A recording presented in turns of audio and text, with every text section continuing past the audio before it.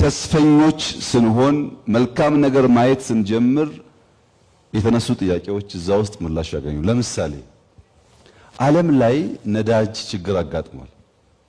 ሉፍታንዛ በረራ ቀንሷል። አንዳንድ አውሮፓ ሀገራት 15 ቀን 20 ቀን ከቀጠለ ሙሉ በሙሉ ፍላይት እናቆማለን ብለዋል። የእናንተ አየር መንገድ እንዴት ነው መብረር የቻለው? ይሄ ጠይቅ ኢትዮጵያ አልሰማም። እኔ እንቅልፍ የለኝም፣ እናንተ ግን ስትጠይቁ አልሰማም። ተሰለፍን ብቻ ነው የምትሉት። ተሰለፋችሁ እንጂ መኪና ኢትዮጵያ ውስጥ አልቆመም።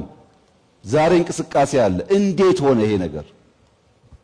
100% ተጨማሪ የነዳጅ ኮስት የኢትዮጵያ መንግስት ሰብሲዳይዝ ያዘጋል። ላለፉት 1-2 ወር ገደማ 20 ቢሊዮን በወር። ያ ቢቀር ኖሮ ቅድም የተነሳው ጥያቄ ግማሹ ሊመለስ ይችላል።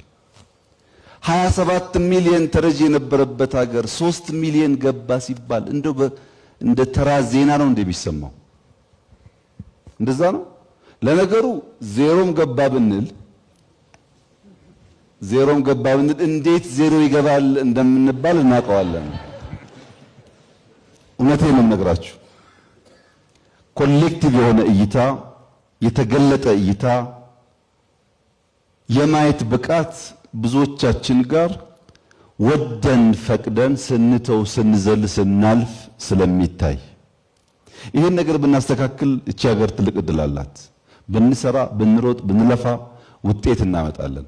አንዳንዱ ጉዳይ ተደጋግሞ የሚነገርበት ምክንያት ከሌላው ዘርፍ የተሻለ ቅድሚያ ስለሚሰጠው አይደለም፣ ካልተነገረ ውጤት ስለማያመጣ ነው። ኢንዱስትሪ የቱሪዝምን ያክል አልተናገርለትም። ምክንያቱም ሳሙና ከተመረተ ገበያ አያጣም። ቱሪዝም ግን በጣም መሸጥ መነገር አለበት። በእኛ ደረጃ ያ ገብቶን ነው የምንናገረው እንጂ ቱሪዝም ከኢንዱስትሪ በልጦብን አይደለም፣ ከስንዴ በልጦብን አይደለም።